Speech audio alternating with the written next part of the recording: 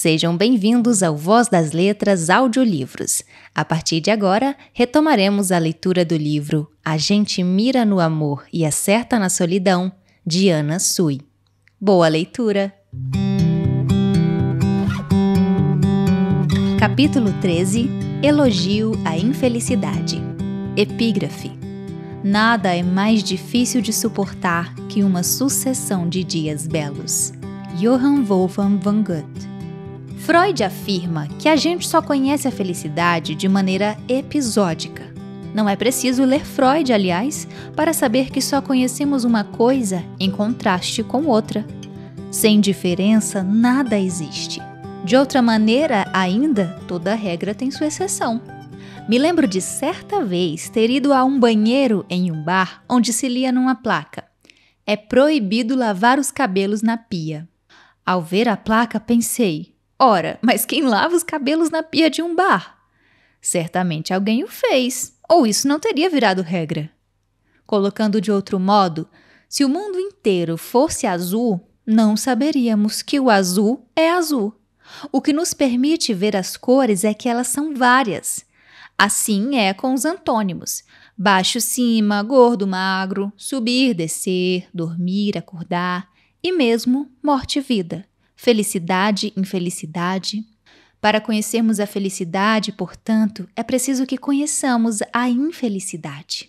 Assim, a infelicidade não é de todo mal. Longe disso, é o que torna a felicidade possível. Freud afirma, e eu gosto muito dessa afirmação, que o que uma psicanálise pode fazer por alguém é transformar o infortúnio neurótico em uma infelicidade comum. Com isso, aponta para uma infelicidade que é trivial, banal, corriqueira, ordinária, que faz parte da vida.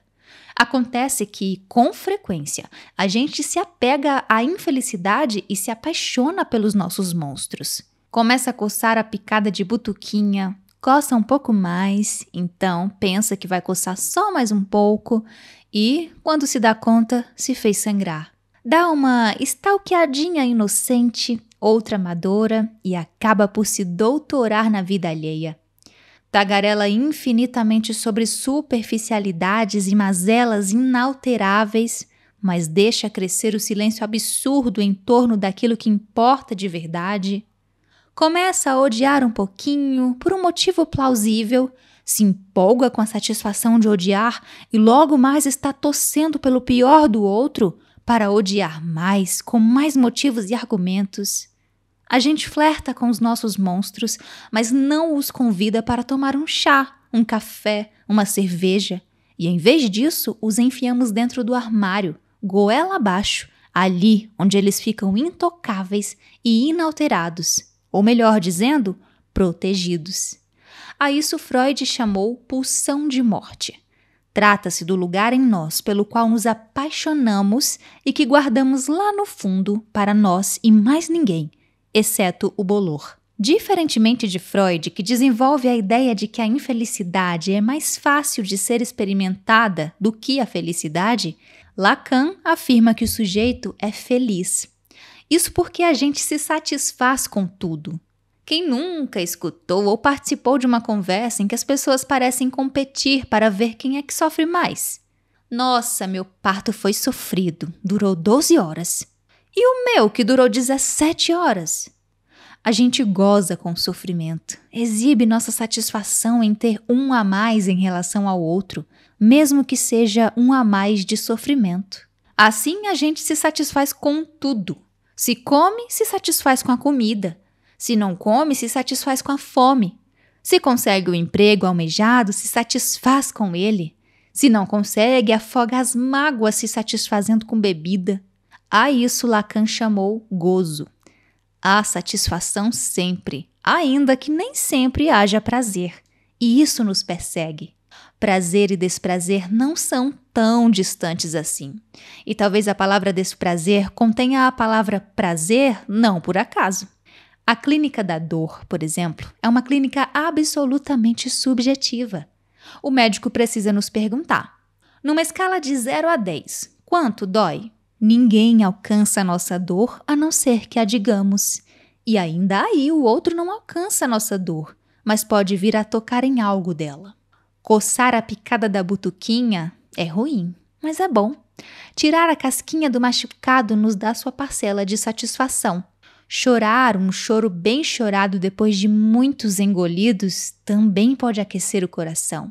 A música popular bem sabe quanto esses excessos nos tocam. E na nossa língua portuguesa temos uma ótima palavra para isso: sofrência. Marcos e Belucci e Wesley Safadão fizeram uma canção sobre o gozo em Aquele 1%. Eles cantam sobre alguém que é 99% anjo, mas que faz sucesso por aquele 1% que é vagabundo. Por quê? Capítulo 14. Amamos aquilo que nos interroga. Epígrafe. Eu antes tinha querido ser os outros para conhecer o que não era eu. Entendi, então, que eu já tinha sido os outros e isso era fácil. Minha experiência maior seria ser o âmago dos outros. E o âmago dos outros era eu. Clarice Lispector. Uma amiga minha, que trabalha há muito tempo com recrutamento e seleção em uma empresa, dando match entre pessoas e vagas, ou melhor dizendo, achando pessoas que caibam na descrição das vagas, estava em busca de um namorado e me perguntou se eu teria um amigo para recomendar.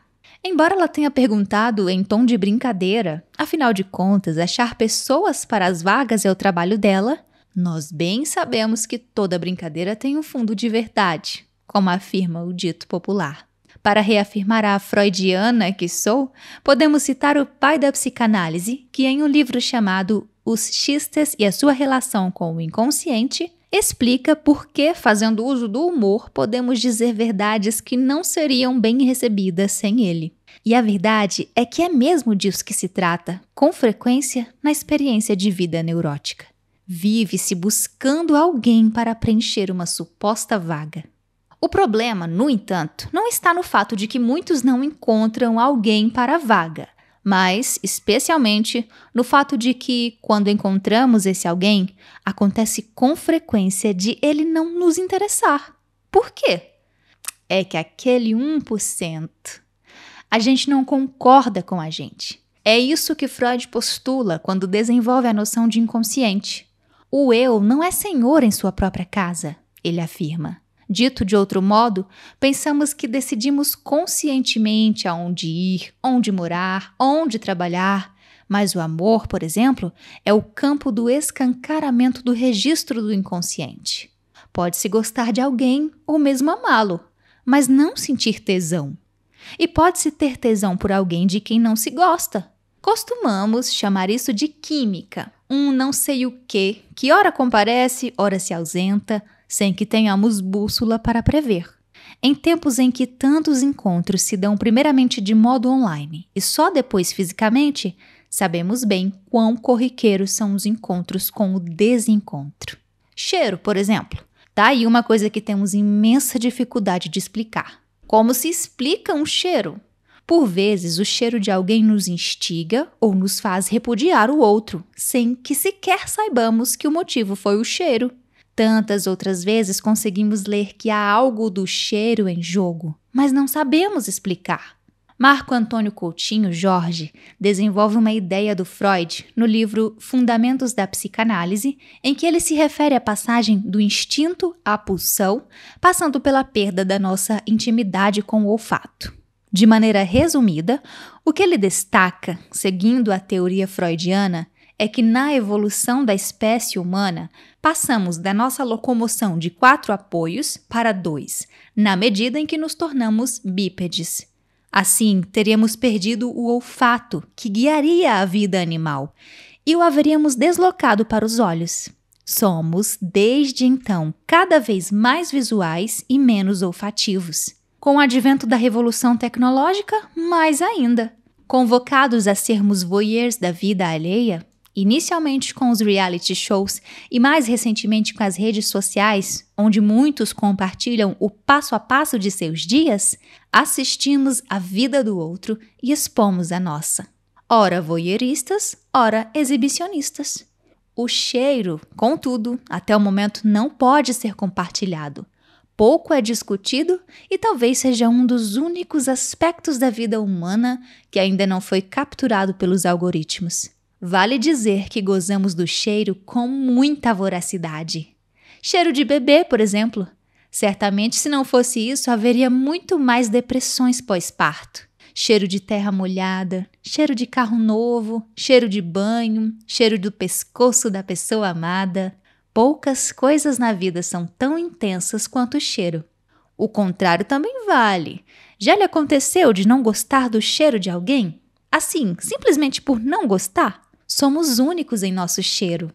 Um mesmo perfume não tem a mesma fragrância em diferentes pessoas. Pela breve pesquisa que fiz aqui, a ciência aponta que há relação com o DNA, mas como psicanalista sou incapaz de pensar que os cheiros, por si só, determinem algo, embora eles possam causar alguma coisa.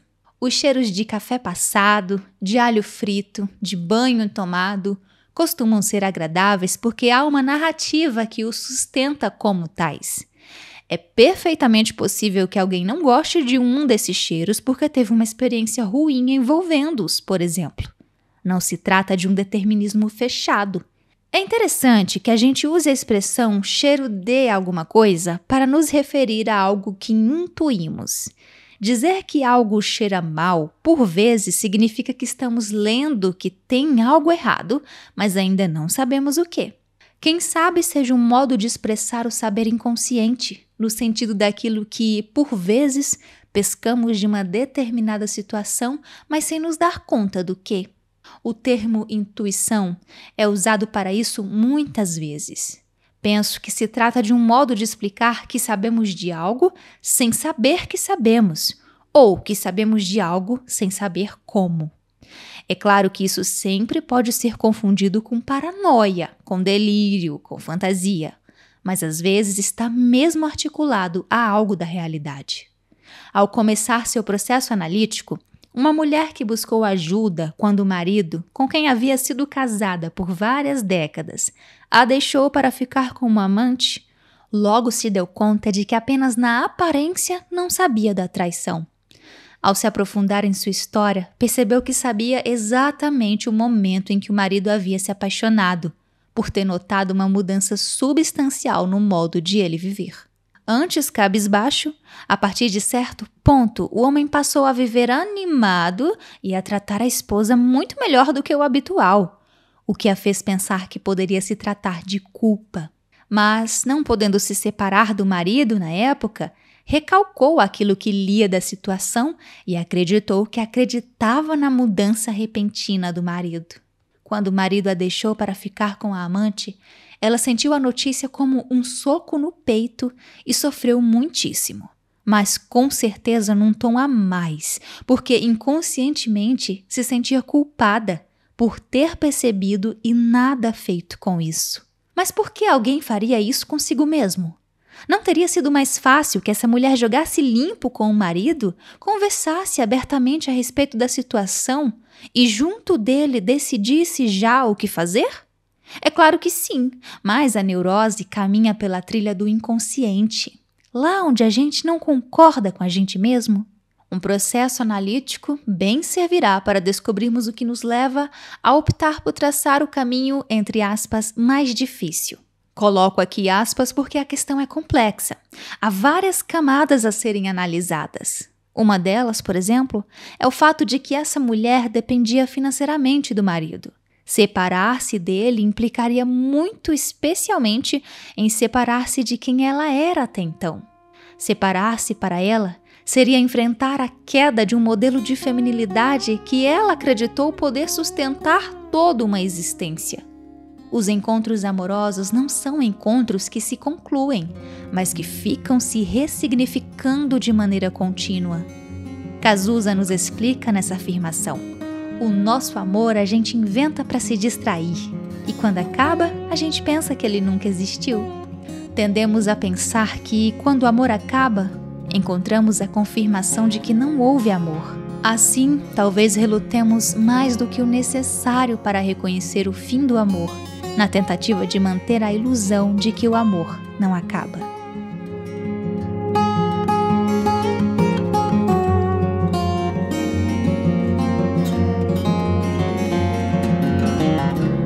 Capítulo 15 – O amor acaba. Epígrafe. E os amores são como os impérios, desaparecendo a ideia sobre a qual foram construídos, morrem junto com ela. Milan Kundera. Nossas teorias piegas e por vezes preguiçosas de leituras da contemporaneidade nos levam a queixas generalizadas, tais como: ninguém quer nada com nada, hoje em dia ninguém quer coisa séria, etc. As teorias de Zygmunt Bauman sobre o amor líquido e a modernidade líquida parecem ter sido incorporadas por muitos de nós como explicação para tudo, em certa preguiça existencial. Há quem se queixe de que o bom era antes, quando as famílias eram consistentes, numa nostalgia surpreendente. Como se em algum momento famílias não tivessem sido uma instituição produtora de certo nível de sofrimento. Fazendo uma alusão ao caso da mulher que sabia da traição do marido, mas não podia saber que sabia, será que teríamos essa situação se ela não dependesse financeiramente desse homem? É claro que isso é impossível de saber, mas o que pretendo destacar aqui é que os avanços femininos na cultura certamente ofereceram uma cota de liberdade muito importante para que o casamento e a maternidade não fossem os únicos destinos de uma mulher. Mexer do lado da mulher implica necessariamente em mexer do lado do homem. Lacan, ao postular que a relação sexual não existe, o faz no sentido de que acreditar no contrário seria recair no campo da completude. A ideia de que homem e mulher se complementam é justamente uma das sustentações da fantasia amorosa de completude. Se homem e mulher não se complementam, no entanto, isso não quer dizer que eles não se relacionem. A queda de significações de um lado tem efeitos do outro lado. É comum que quando um dos parceiros comece um processo de análise ou de psicoterapia, o outro se coloque avesso ao trabalho, como se tivesse ciúme do terapeuta, da analista ou mesmo de Freud. É frequente também certa ideia de que quando um dos parceiros começa a análise, em seguida termina o namoro, o noivado, o casamento.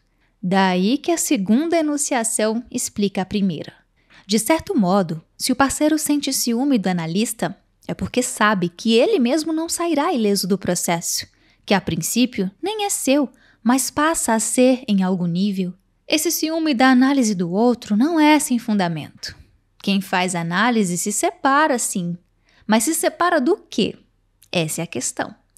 Às vezes, inclusive, é preciso se separar para continuar junto. Não se trata necessariamente de um rompimento ou de um divórcio, mas da separação de uma determinada maneira de se relacionar. A gente chega no amor querendo ser amado pelo outro. Lacan afirma que amar é querer ser amado. Assim, vemos como são amáveis as crianças pequeninas por volta dos 2, 3 anos de idade, quando se constitui seu primeiro narcisismo. Elas se colocam como objeto que completaria o outro. A mãe diz que fica triste se a criança não a ajuda com certa atividade e pá, o filho se lança a fazer o que a mãe quer. Pensamos que somos o objeto que deixa o outro feliz e satisfeito, como se o outro fosse uma rosquinha cuja falta pudesse ser tamponada. Entretanto, a criança vai caindo dessa posição à medida que ela vai descobrindo que a mãe segue sempre com certa insatisfação. Não importa o que o filho faça, seus pais estão sempre lhe demandando outra coisa. Essa é a mola propulsora do desenvolvimento infantil. Primeiro se demanda que a criança mame, depois que pare de mamar, que coma, que pare de comer, que faça xixi e cocô na fralda, que pare de fazer na fralda e passe a usar o banheiro, que fale, que leia, que escreva, que faça cálculos e assim vai. Essa demanda incessante do outro leva a criança a evoluir e a se tornar um ser humano falante e inserido na cultura, mas também neurótico, uma vez que se aliena à demanda inesgotável do outro, que depois se pulverizará em muitos outros além dos pais, os professores, os amigos, o social. É assim que se forma o que Freud chamou de supereu, essa instância psíquica em nós que é uma espécie de internalização da demanda do outro. E não se trata, então, de um outro que está necessariamente fora de nós, mas da existência desse lugar de exigência em nós mesmos. Por isso, será de extremo valor que a criança possa descobrir, ainda na infância, que ela não é a única razão da vida de seus pais. Aliás, é melhor que não seja. Será saudável que ela descubra que, em certa medida, o outro está sempre insatisfeito, sem que dependa dela a solução disso. Em outras palavras, o outro é uma rosquinha com um pequeno furo redondo e a criança é um baita quadradão, não se encaixa ali. Ou, em termos lacanianos, a relação sexual não existe. Esse desencaixe se repetirá em todas as nossas vivências no campo do amor. Certo desentendimento e algum desencontro serão para sempre nossa companhia. É isso que neste livro estou chamando de solidão. Essa nossa constante parceria com algum desencaixe. Essa mania que temos de não nos deixar engolir completamente pelo outro. Essa ancoragem que temos em nosso corpo, ainda que o do outro seja altamente sedutor. Ainda bem. Quando temos o luxo de não saber demais desse desencaixe, dizemos amar alguém. O amor é cego, não é isso que dizemos? Mas cego para o quê? O amor é cego para esse desencaixe. Por isso ele nos engana e nos leva a passar pano para o outro, a olhar esse outro com certos ares de invenção. Marília Mendonça, em uma música muitíssimo conhecida, cantava: "Me apaixonei pelo que inventei de você." O amante é mesmo um inventor do amado. Escuta o outro para além e aquém do que ele disse, interpreta-o muito melhor do que quem não o ama, é gentil no modo de olhá-lo. O amor tampona a falta, não quer saber do nosso desencaixe mais fundamental e bem por isso nos coloca um tanto a andar nas nuvens.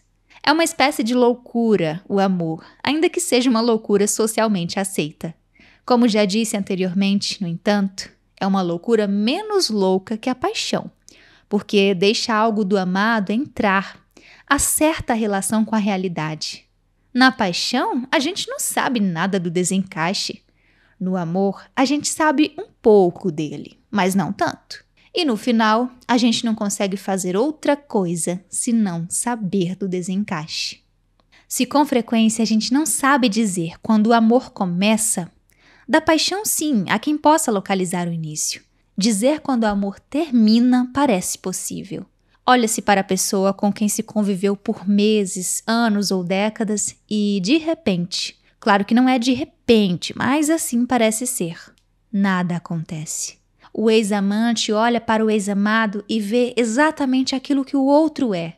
Uma pessoa cheia de furos, falhas, poros, dissimetrias, excessos narcísicos, que antes eram relevados, mas que agora são imperdoáveis. A partir desse ponto, o amante já não será mais o mesmo. Estranha quem começa a ser e estranha a pessoa que era antes. Será preciso um trabalho de luto para elaborar a perda do amor e da imagem de si mesmo que se abalou. Capítulo 16. Como assim o amor acaba? Epígrafe. De fato, não há qualquer chance. Estamos todos presos a um destino singular. Charles Bukowski. A gente se constitui a partir do olhar do outro, como vimos no capítulo 5. Assim, não somos sem outro, ou seja, não há uma essência puramente nossa que seja absolutamente independente de quem é o outro. Com alguns grupos de amigos, é uma característica nossa que se evidencia. Com a família, é outra. E ainda que um mesmo traço nosso se acentue em diferentes grupos, ele não existe sem a presença de algum outro. Quando perdemos alguém, então, não perdemos bem esse alguém fora de nós, mas perdemos muito especialmente quem éramos para o outro, e ainda a imagem que tínhamos de quem éramos para esse outro. Aqui não se trata apenas da perda por morte, que é a perda mais drástica e inegociável, mas da perda do amor.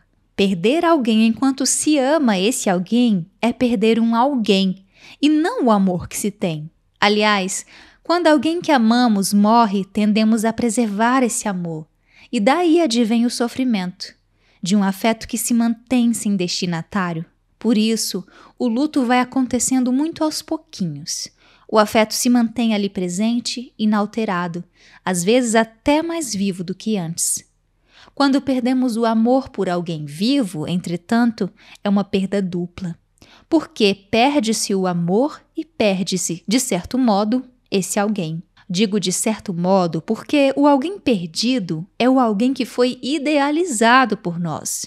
O alguém da realidade que fica costuma ser demasiadamente repulsivo no fim do amor. Há ainda um outro problema, que é quando o amor acaba para o outro que está com a gente, mas não com a gente. E aí, com frequência, recaímos no campo do abandono, mesmo que não sejamos abandonados. Não é que o amor acabe, mas é que o amor pode acabar. E então, muitas vezes, o amor acaba. Paulo Mendes Campos, autor mineiro, tem uma crônica belíssima chamada O Amor Acaba, que se você não leu, eu não apenas sugiro que leia, mas também lhe peço. Faça isso por você. Leia essa crônica. No Google você encontra vários sites que a contêm na íntegra, na qual ele escreve lindamente sobre esse sem-sentido absurdo que é a morte de um amor. Que um amor acabe por si só já é incompreensível. Mas ainda mais é o fato de o amor muitas vezes acabar para um e não para o outro. É injusto que um queira insistir na relação que já não existe, porque algo do outro já não está mais ali. Em 1907, uma pesquisa feita por um médico escocês chamado Duncan McDougall foi publicada no Journal of the American Society for Psychical Research, organização norte-americana voltada ao estudo de fenômenos paranormais, sustentando a hipótese de que uma alma pesaria 21 gramas. Nessa pesquisa, o médico tentou comprovar que, ao morrermos, instantaneamente pesaríamos 21 gramas a menos, o que corresponderia ao peso de uma alma. Embora a pesquisa seja muito falível em seu método, essa ideia do peso da alma se difundiu. Bom, isso tudo para dizer que quando o amor morre em alguém, talvez essa pessoa pese até menos no sentido de que o amante está morto. O que fica ali é outra pessoa. O amante morreu. É muito injusto, mas é assim que acontece. E acontece muito, porque com frequência morre um amante, não no sentido literal, mas não morre o outro. Pode-se passar do amor à indiferença, uma morte pacífica, sem dor, quase como a realização do sonho neurótico que temos de morrer dormindo, de um belo dia apenas não acordar. O outro, porém, por vezes, sente muita dor. Sabemos, por exemplo, que a dor de amor é física. É claro, toda dor é física e não há dor que não seja psíquica em algum nível. A clínica da dor necessariamente passa pela interpretação daquele que a sente.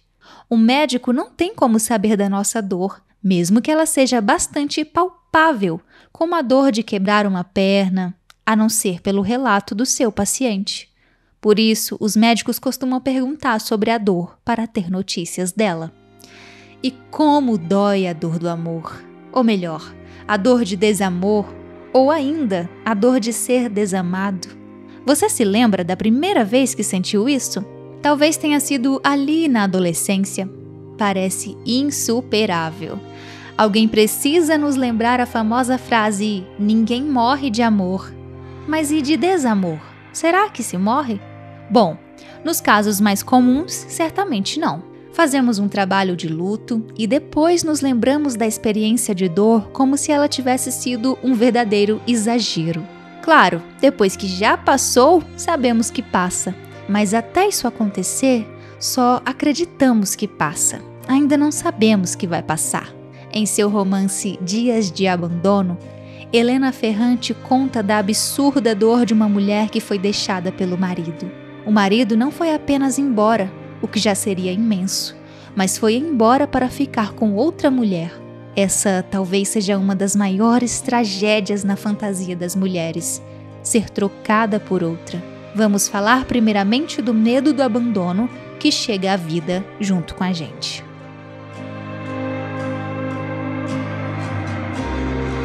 Capítulo 17. O medo do abandono.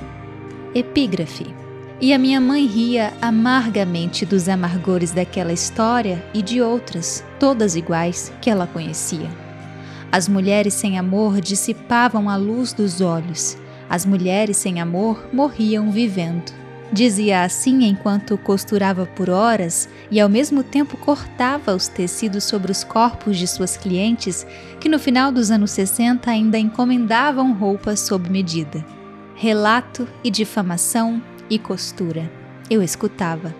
A necessidade de escrever histórias eu descobri ali, embaixo da mesa, enquanto brincava. Olga, personagem de Helena Ferrante. Como conversamos ali nos primeiros capítulos, chegamos à vida cedo demais e, por isso, imaturos. O bebê humano nasce pronto para morrer. Nasceu? Deixa ali que já morre.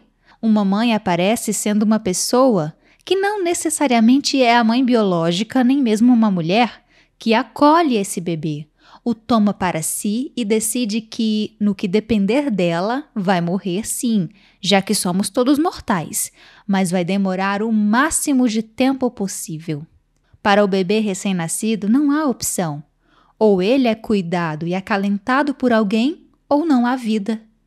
A vida é tão frágil, aliás, que mesmo quando há mãe, amor e tudo o mais, ainda assim segue frágil. Aos poucos a criança vai se ancorando na vida, vai vingando, como diziam antigamente, e se tornando mais forte. No entanto, nossa chegada ao mundo tem essa premissa. Somos seres radicalmente desamparados.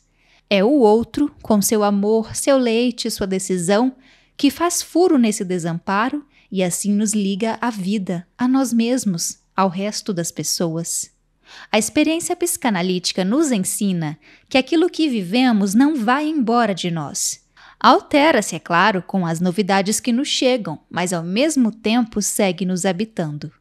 Assim, podemos dizer que essa vivência de desamparo está sempre conosco, ainda que a gente consiga não olhar de frente para ela. Talvez nada seja mais humano do que o medo de perder o outro, ou melhor, o medo de se perder perdendo o outro. Por isso, será de grande valor que a criança vá aos poucos suportando perder sua mãe, porque é assim que a gente descobre que quando o outro vai, a gente fica com a gente. É a essa noção de solidão que me refiro neste livro, não a solidão do abandono do outro e muito menos a solidão do abandono de si mesmo, mas muito especialmente a solidão de estar com a gente mesmo. Outra fantasia que nos aterroriza é a fantasia de sermos trocados. O que está na base disso chamamos de inveja. Na inveja, não queremos apenas aquilo que é do outro. Aliás, às vezes nem queremos. O que está verdadeiramente em jogo é o desejo de que o outro não tenha determinada coisa. Costumamos viver essas experiências na relação infantil com os irmãos, mas não só com eles, também com os amigos. Diz-se da criança que é filha única que ela terá dificuldades de aprender a dividir as coisas, ao contrário da criança que tem irmãos, que obrigatoriamente terá que dividir. Quando falamos de dividir as coisas, não falamos necessariamente de objetos, tais como a bicicleta, o carrinho, o bichinho de pelúcia, mas de afetos. Dividir mãe e pai, por exemplo. Que dureza! Não foi por acaso que, quando Freud apresentou sua famosa teoria do complexo de Édipo, propôs que fosse uma vivência a três. Mais do que se tratar de mãe, pai e filho, o que leva a alguns equívocos graves, como achar que o Édipo não se produziria como um casal homoafetivo. Longe de se tratar do estereótipo da família, entre aspas, tradicional, trata-se substancialmente do número 3, de uma triangulação. Essa situação do complexo de Édipo, Freud retirou da peça de teatro Édipo Rei, de Sófocles. Trata-se de uma tragédia grega escrita mais de 400 anos antes de Cristo, onde a história que se conta é que havia uma profecia de que Édipo iria matar seu pai e se casar com sua mãe, o que levou Édipo, desconhecendo essa profecia, a ir embora de seu reino. Sem saber que sua mãe já havia sabido da profecia antes e já tinha se ocupado de tentar evitar que a tragédia se concretizasse, tentando também evitá-la, Édipo vai embora de seu reino. No caminho, entretanto, envolve-se em uma briga que acaba por levá-lo, sem saber, a matar seu pai e, por consequência, se casar com a esposa dele, que era sua própria mãe. Nesses séculos todos, houve muitos estudos sobre essa tragédia e inúmeras articulações com a teoria freudiana, de modo que me sinto leviana fazendo uma passagem tão breve por uma história que mereceria uma discussão tão mais aprofundada. No entanto, espero que meus colegas filósofos e psicanalistas possam me perdoar, pois ainda assim decidi passar rapidamente pela peça em nome dessa conversa que estou tendo com o leitor que talvez não conheça o mito. Freud se baseia nesse mito de Édipo para pensar o complexo de Édipo, que seria, então, o modo como nossas relações de amor e ódio são vividas em nossa primeira infância, na relação com nossos pais.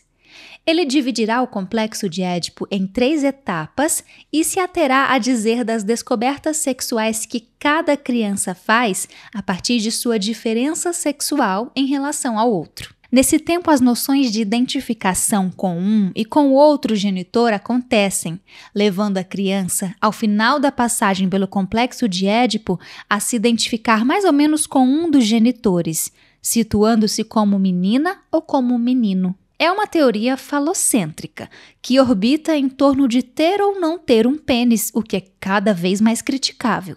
No entanto, a meu ver, o desenvolvimento de sua teoria do complexo de Édipo não se deu porque Freud era por si só um homem machista, mas porque era um homem de seu tempo, numa sociedade machista, ainda que um homem absurdamente genial. Contudo, o que me interessa pensar aqui com vocês, a partir da teoria do complexo de Édipo freudiano, não é como se dá a identificação sexual, mas muito especialmente o fato de ela acontecer a partir da existência de 3 pessoas. Quando estamos em dupla, ficamos muito mais sobrecarregados no laço do que quando estamos em trio, não?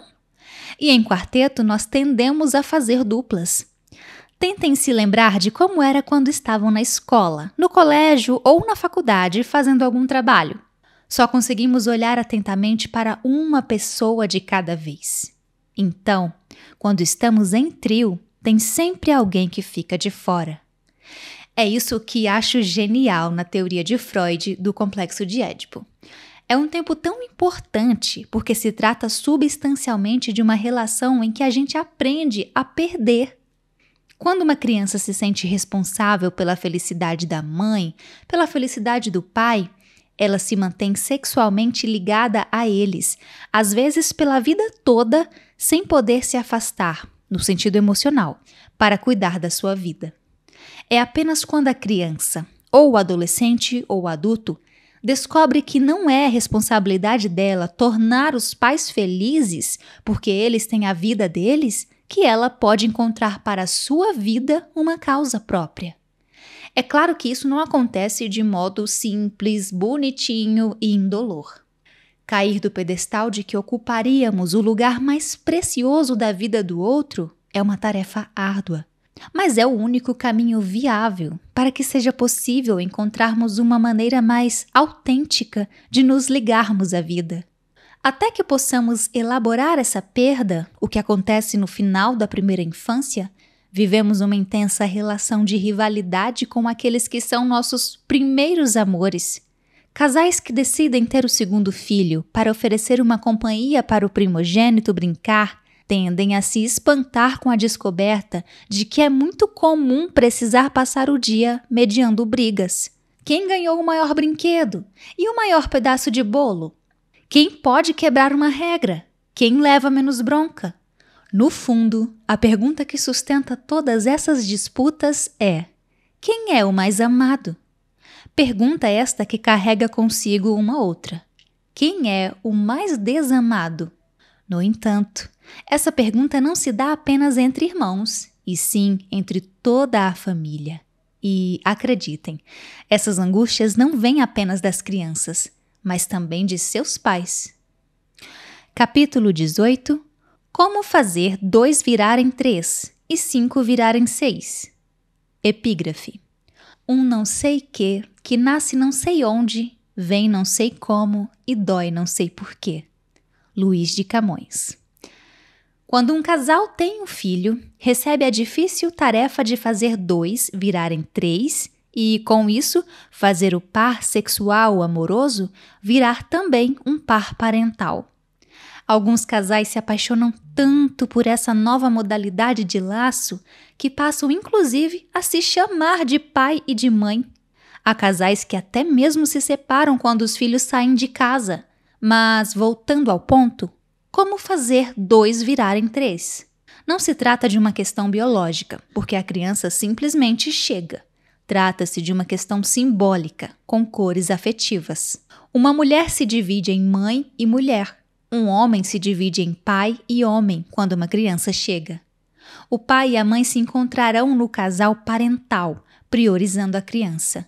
Mas há um ponto da mãe como mulher e do pai como homem onde é melhor que a criança não entre.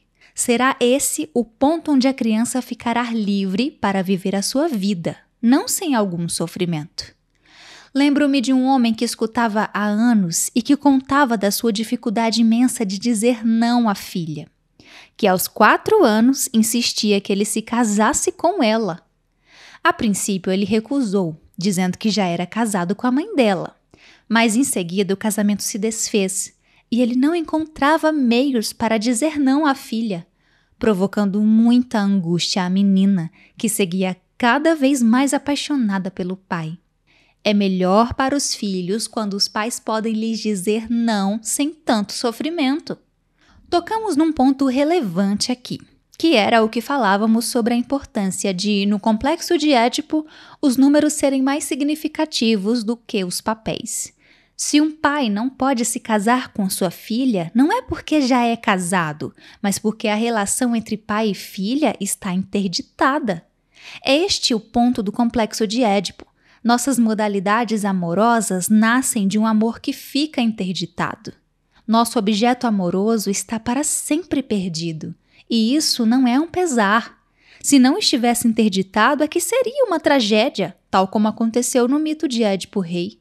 Ficar alienado a uma parceria sexual com os pais é que é uma tragédia. 2 viram 3. Então, na medida que cada um dos 2 se duplica para se relacionar com esse terceiro. Nesse sentido, é mais sobre fazer 2 virarem 5, em vez de 3. Mulher, mais mãe, mais homem, mais pai, mais criança. À medida que essa criança for crescendo, também ela se duplicará para viver sua sexualidade na adolescência. Vemos o desastre que é quando alguém não pode se duplicar também no filme Cisne Negro, ao que já nos referimos antes. Nina é filha de sua mãe. Em todos os lugares aonde ela vai, é a filhinha da mãe, é a doce menina da mamãe. Como consequência, o acesso à sua própria sexualidade lhe é impedido. Assim, interpreta muito bem o cisne branco, que é a própria representação da doce menina. Mas ao precisar interpretar o cisne negro, não encontra recursos em si, pois nada da malícia, da sensualidade, da duplicação lhe habita. O jogo de sedução está justamente na possibilidade de alguém brincar com seu semblante, como aquilo que é, mas não é, fundamento próprio do brincar. Não se pode transar sendo filhinho ou filhinha da mamãe. É preciso tomar posse do próprio corpo. Chegamos à vida pertencendo a um outro, somos o falo do outro. A moda infantil parece saber disso. Vemos nas roupinhas das crianças escritos como sou da mamãe, sou do papai, sou da vovó, sou do dindo e por aí vai. Somos pertencentes a um outro. É à medida que vamos nos desenvolvendo que vamos nos apossando de nosso corpo como sendo mesmo nosso. Tarefa esta que nunca se conclui completamente. Merlin Yalom, no livro Uma Questão de Vida e Morte, publicado junto com seu marido, Irving Yalom, escreve: No fim das contas, cheguei à conclusão de que a pessoa permanece viva não apenas para si mesma, mas também para os outros. Aponta, com isso, os limites de nossa tarefa de tomar posse do nosso corpo, de nos separar do outro. O amor é justamente esse limite, isso que nos faz sentir, de certo modo, ligados a um outro. Mesmo que seja, em alguma medida, um equívoco, trata-se de um equívoco necessário. O amor é um equívoco que dá dignidade à vida. A palavra sexo vem do latim secare, que significa dividir, cortar. Eis porque é preciso que, em certo ponto, nos separemos do outro para ter acesso a uma vida sexual própria. A adolescência, tempo esse da vida em que experimentamos nosso corpo como sendo sexuado, é um tempo de cortes e de intensidades. Testamos com unhas e dentes nosso corpo como um espaço de solidão. Não é nada raro que um adolescente faça uma tatuagem escondido, por exemplo, ainda que os pais não se oponham. Se na infância a criança testa se os pais leem seus pensamentos, na adolescência o sujeito novamente fará uma reivindicação ao olhar dos pais, ao mesmo tempo que o rejeitará. Imaturo de um lado, muito maduro de outro, escutamos os pais dizerem de seus filhos adolescentes. É também nessa época da vida que costumamos viver nossas maiores dores de amor e desamor, ainda que depois, nos separando dessas experiências, tenhamos a tendência de menosprezar a violência com a qual somos invadidos por esses afetos. Na adolescência revivemos nossa passagem pelo complexo de Édipo. A história de amor e paixão que uma criança vive com seus pais, a experiência de ficar de fora da relação que compõe um casal sexual, as dores de ficar de fora para só então encontrar um alívio por isso, é tudo isso que o adolescente revive, tanto no campo das amizades quanto no campo das parcerias sexuais propriamente ditas. Assim, talvez possamos dizer que na adolescência temos uma propensão maior a nos apaixonarmos e uma menor a amar, o que leva muitos adultos a destituírem os relacionamentos dos adolescentes, inclusive profetizando aos adolescentes que eles viverão muitos outros amores além daqueles pelos quais estão sofrendo. Capítulo 19 é de números que se trata no amor. Epígrafe. Porque eu fazia do amor um cálculo matemático errado. Pensava que somando as compreensões eu amava. Não sabia que somando as incompreensões é que se ama verdadeiramente. Porque eu, só por ter tido carinho, pensei que amar é fácil. É porque eu não quis o amor solene, sem compreender que a solenidade ritualiza a incompreensão e a transforma em oferenda. E é também porque sempre fui de brigar muito, meu modo é brigando. É porque sempre tento chegar pelo meu modo. É porque ainda não sei ceder. É porque no fundo eu quero amar o que eu amaria, e não o que é. Clarice Lispector. Querido leitor, querida leitora, espero que esteja acompanhando o meu raciocínio e também que não se assuste com o nome deste capítulo. Em geral, as pessoas que se interessam pelo tema do amor se interessam pelas humanidades, por aquilo que nos enlaça ao outro e tem certa aversão aos números. Pode se tranquilizar. É óbvio que não vou aparecer aqui com uma equação maluca que supostamente resolveria nossos problemas e impasses no amor. E não se preocupe que também não será neste ponto do livro que eu vou tascar um lacanês hardcore com várias formulações topológicas. Vou propor pensar o tema do amor a partir de uma imagem, a de uma gangorra. Aqui eu descreverei a imagem que a autora Anna Sui utilizou no livro.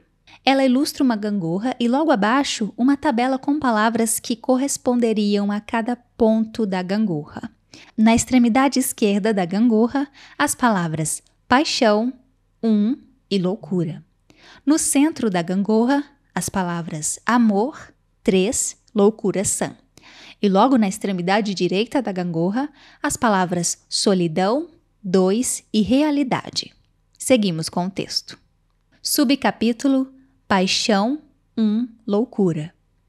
A palavra paixão deriva do termo pathos, que no grego significa sofrimento, paixão, afeto. Então vamos começar por ela, que é doida, insana, maluca, fora da realidade.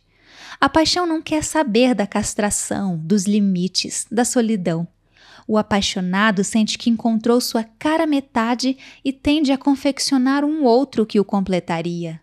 Na paixão, supostamente encontraríamos a nossa cara metade, a pessoa que nos permitiria não saber da nossa condição de faltantes, tal como vimos no mito de Aristófanes.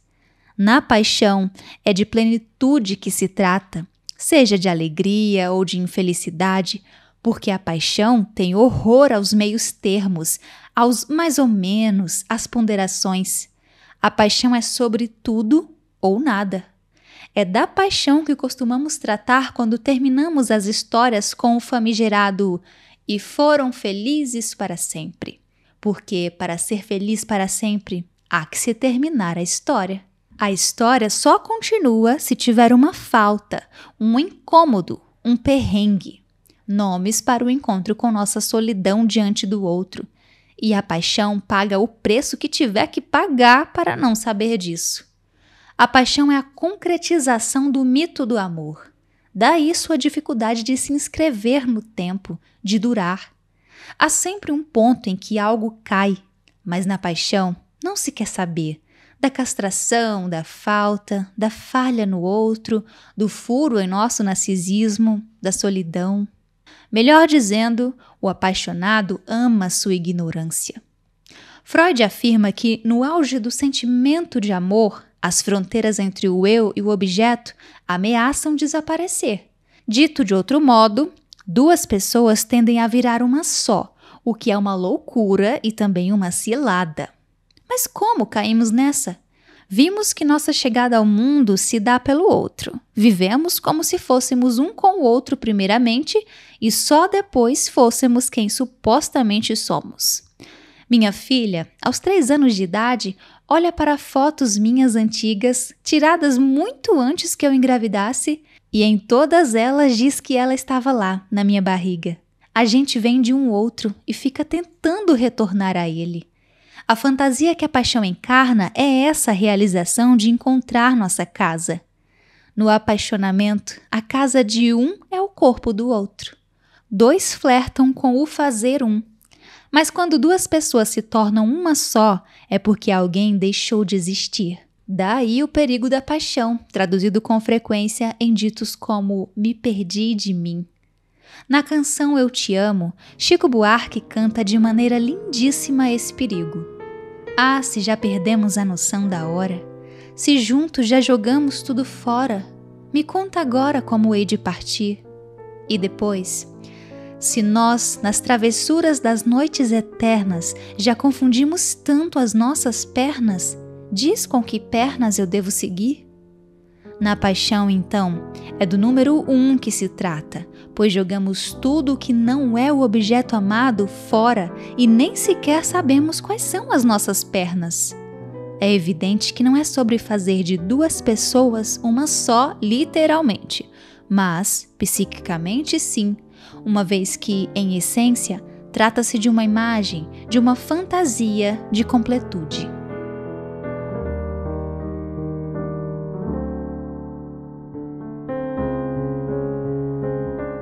Subcapítulo Amor 3 Loucura Sã. Uma vez que o apaixonado é alguém que está de certo modo enlouquecido, não querendo saber da realidade, a paixão não dura tanto tempo assim. Não temos energia o suficiente para viver apaixonados, porque a paixão nos exaure, mina as nossas forças, nos leva do céu ao inferno, ao céu de novo, ao inferno mais uma vez. E é sempre assim, já que a paixão não tem nenhuma simpatia pelos caminhos do meio. E, puxa, isso é cansativo. O céu e o inferno parecem longe demais um do outro, quando na verdade são logicamente o mesmo lugar, o dos exageros. Freud afirma, ainda no texto O Mal-Estar na Cultura, que o amor se coloca do lado oposto ao crescimento civilizatório. Nesse sentido, ele parece se referir ao apaixonamento, visto que são os apaixonados que se bastam e excluem o resto do mundo. É comum que quando um amigo nosso desaparece, no sentido de parar de nos buscar para conversas ou frequentar os encontros, pensemos que ele está apaixonado. Os casais apaixonados costumam ficar a sós. Um quer o outro só para si, e qualquer coisa que se colocar no meio disso pode parecer como um inimigo. É claro que essa vida de viver um para o outro fazendo tudo ou quase tudo junto, essa vida de encenar que se é um só, não vai muito longe. A paixão se sustenta fora da realidade apenas se estivermos no campo da psicose, em que o sujeito fica alienado ao outro desde os primeiros tempos da infância. Mas não nos ateremos a esse tema neste livro. Aos neuróticos, no entanto, a realidade costuma não demorar a pesar. Na verdade, na neurose, nunca se rompe, de fato, com a realidade. Apenas se recalca. Dito de outro modo, a realidade não desaparece no campo da paixão, mas a gente consegue não saber que sabe dela. Por isso, não costuma durar tanto tempo assim. E não apenas porque a realidade convoca cada um do par às suas coisas, a faculdade de apenas um, o emprego de apenas um, ou mesmo fazer as necessidades no banheiro, embora, diga-se de passagem, alguns imóveis modernos coloquem 2 vasos sanitários no mesmo banheiro, o que a mim causa um enorme estranhamento. À medida que a realidade vai se entranhando no campo da paixão, não apenas o mundo vai nos convocando a participar dele, mas também o amado vai sofrendo consequências da visão do amante, não mais tão cega assim, e aos poucos algo dele mesmo vai aparecendo. Por isso, costumamos dizer que só se sabe se a paixão vira amor depois da primeira briga. Antes da primeira briga, somos cegos para a falta do outro. É quando o outro nos desaponta lá onde nós o havíamos inventado que temos notícias de algo que é dele mesmo. Dizemos coisas como: "Você me decepcionou. Não esperava isso de você." Ainda que promessas não tenham sido feitas, embora às vezes sejam, é verdade. Somos uma fábrica de confeccionar fantasias e, rapidamente, num piscar de olhos, tecemos uma fantasia para o outro vestir, até porque ela já está semi-pronta, digamos. Se nosso furo é redondo, procuramos alguém redondo também. Ainda que encontremos um quadrado, nossa fantasia lixa seus ângulos e acredita que vê um redondo. Quando o outro dá notícias de suas faltas ou excessos, quando o outro nos dá notícias de que veste a sua pele e não a fantasia que costuramos para ele, algo cai. Com a realidade entrando no campo da paixão, dando notícias do outro para além da invenção do apaixonado, a paixão pode se transformar em amor, ou não. Caso uma parte da paixão se mantenha, mesmo apesar da realidade, podemos pensar que algo do amor começa a se constituir. Mas se a realidade pegar a paixão no susto e aniquilá-la, o sujeito se verá sozinho com a sua solidão. Na passagem da paixão ao amor, então, tudo depende da violência ou da delicadeza com a qual a realidade entra. Se ela chega na voadora, não há amor. Se ela chega de mansinho, pode ser que haja. É claro que estou fazendo uma leitura selvagem, porque a violência ou a delicadeza da chegada da percepção da realidade dependerá de como o apaixonado, agora não tanto, assim sente e vive isso em sua pele, o que depende não da realidade nua e crua, mas da leitura que cada um faz da realidade. Freud ensina que a realidade que é determinante para nós é sempre a realidade psíquica. Ou seja, não é tanto o que acontece o que mais importa, mas muito especialmente como o que acontece nos chega. Vemos, com isso, que nunca estamos livres da nossa fantasia, ainda que troquemos uma por outra. Nesse sentido, não é que no amor a fantasia enfraqueça, mas é que no amor a fantasia não é tão rígida assim e topa ir se moldando ao corpo do outro. Se o amor é uma loucura sã, é porque, mais do que ficar no meio do caminho entre paixão e solidão, ele é uma espécie de soma das duas.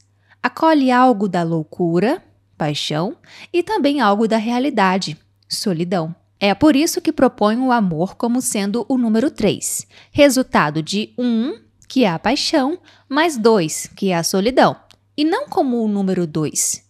Pode ser que o leitor estranhe que eu proponha a solução como o 2 em vez de 1, mas isso se dá porque somos sujeitos divididos. Nem sempre concordamos com a gente, e onde formos, vamos com nossa divisão. Se temos ânsia por viver um amor avassalador, por encontrar uma paixão louca, é na tentativa de eliminar o 2 que nós somos, fazendo um com o outro. Como canta Cazuza, eu vou pagar a conta do analista para nunca mais ter que saber quem eu sou. Na paixão, não queremos saber quem somos, daí o desejo de nos fundir ao outro. É preciso dizer, no entanto, que o encontro com um analista, psicanalista, nos leva inevitavelmente a saber quem somos. Subcapítulo Solidão 2 Realidade. Epígrafe.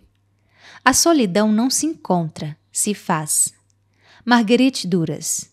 A palavra solidão vem dos termos latinos solos, solitudo, solitários, que indicam aquele que está isolado. Uma vez que somos seres de linguagem, seres sociais e pensantes, no entanto, jamais estamos verdadeiramente sozinhos, já que estamos sempre com a gente mesmo. Lacan afirma que o inconsciente se estrutura como linguagem, o que pode nos levar a entender que o dispositivo da linguagem se instala como um outro em nós. Quem nunca foi invadido de repente por um pensamento que pareceu não ter sido pensado por si, mesmo sabendo que foi? Ou sentiu uma dor no corpo sem saber se essa dor de fato existia ou se teria sido de algum modo fabricada pelos pensamentos? Há pensamento sem palavra? E haveria como pararmos de pensar? Enquanto você lê este livro, está em silêncio nos pensamentos ou está tagarelando consigo? Costumamos, inclusive, falar sozinhos. Evitamos fazê-lo em público, é verdade, mas fazemos isso o tempo todo. Abrimos os olhos ao acordar pela manhã e nossa tagarelice interna já começa. Que dia é hoje? Ah, preciso pagar tal conta, trocar as roupas de cama, apresentar um trabalho para meu chefe. Amanhã é sábado, que maravilha, que preguiça de hoje. E assim a gente segue. Você pode pensar, tagarelar consigo mesmo, que ao dormir essa falação cessa. Porém, isso não é verdade. Ao dormir, continuamos inventando sonhos e fazendo maluquices acontecerem em nossa cabeça. Não apenas falamos as coisas que precisamos fazer na nossa língua, mas às vezes sonhamos até que falamos línguas desconhecidas. Podemos sonhar que somos crianças quando já somos adultos, ou ressuscitar pessoas mortas numa falação e invencionice bem louca que não é feita por ninguém além de nós mesmos. Ou seja, a gente não para e a gente se estranha. Em termos psicanalíticos, podemos dizer que o inconsciente é um trabalhador incansável, uma espécie de workaholic que jamais se exaure. Vale dizer que essa vozinha que fica tagarelando com a gente na nossa cabeça e que na neurose sabemos que somos nós mesmos, diferentemente das psicoses em que a pessoa escuta essa voz como se viesse de fora. É o que Freud chamou de super-eu, como já falamos no capítulo 7. Nosso sofrimento costuma se dar quando, nessa falação, nos agredimos, nos tratamos mal, nos mal amamos. Nessas condições, autoexigências podem se tornar desmedidas. Autodepreciações nos invadem e ficamos chateados, ansiosos, tristes, às vezes melancólicos e depressivos. Se a solidão costuma ser um problema, não é porque ficamos sozinhos de fato, mas sim porque podemos ficar mal acompanhados por nós mesmos. Temos medo da solidão. Escutamos que a pessoa que foi malvada a vida toda ficará sozinha na velhice. Que criança que não sabe brincar fica sozinha. Aliás, o castigo da criança mal educada costuma ser ficar sozinha. A pessoa que não tem uma parceria amorosa é chamada de sozinha. E existe um esforço para encontrar um par para ela. Amigos e amigas ficam procurando candidatos, mesmo que tenha família, amigos, filhos, etc. A solidão é uma palavra pesada, uma palavra com cheiro de maldição. Se nos atentarmos aos medos das pessoas, não só na clínica, mas também em nossos círculos de amizades, com frequência escutamos muitas falando que têm medo de ficar sozinhas. Vemos que o problema não é, então, ficarmos verdadeiramente sozinhos, mas a dificuldade que muitas vezes pode vir de sermos acompanhados de nós mesmos. Em seu clássico livro Escrever, Marguerite Duras escreve assim: a solidão não se encontra, se faz. A solidão se faz sozinha.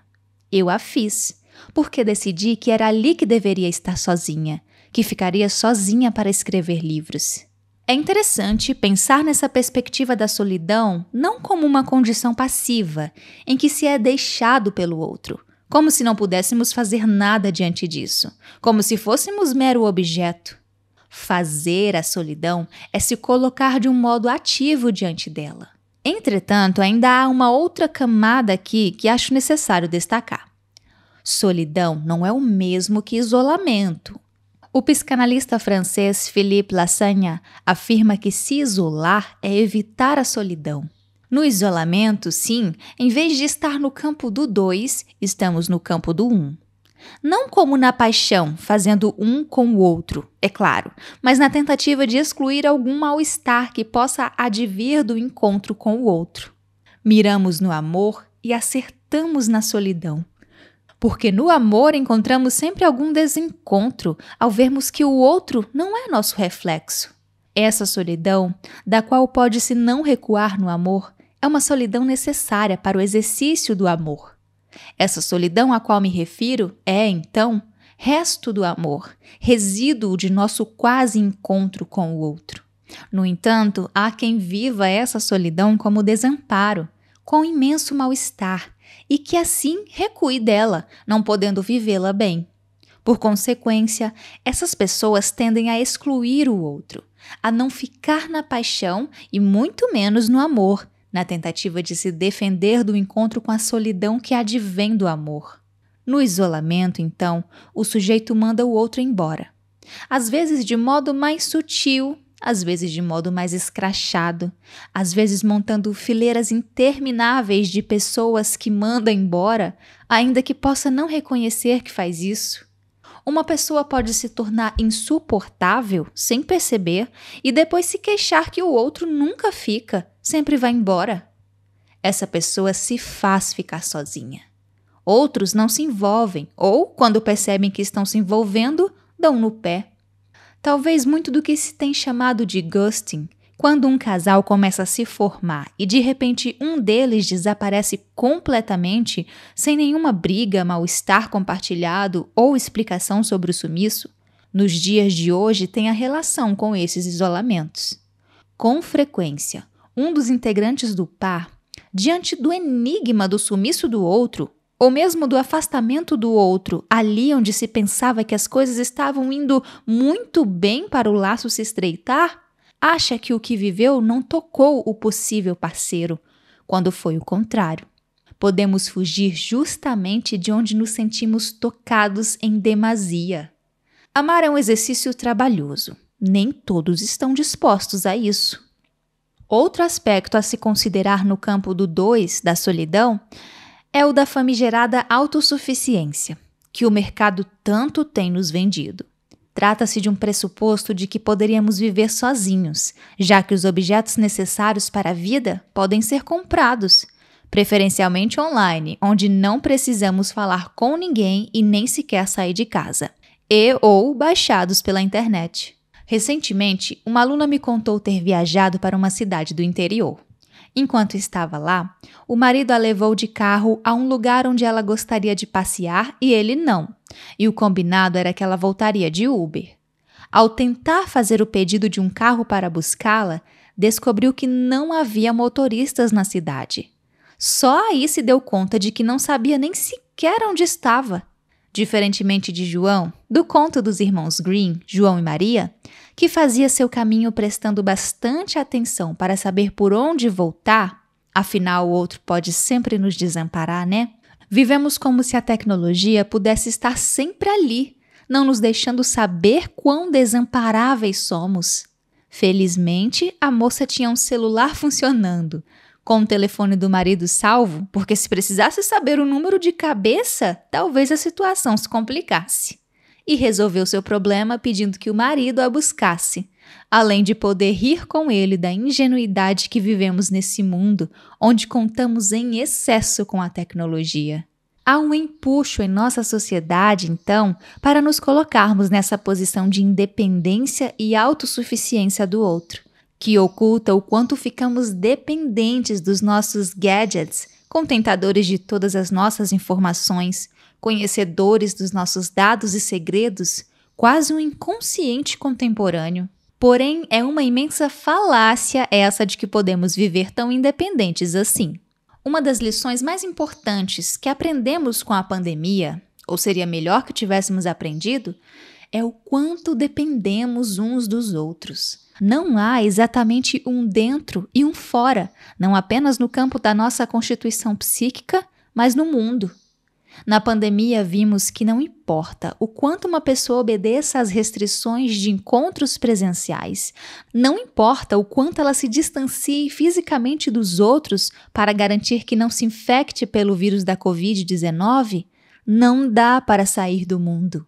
Quantas pessoas ficaram sozinhas em casa, fisicamente isoladas? E eu destaco fisicamente porque psiquicamente não fomos obrigados a viver isolados, podendo encontrar as pessoas de maneira virtual. E ainda assim se contaminaram.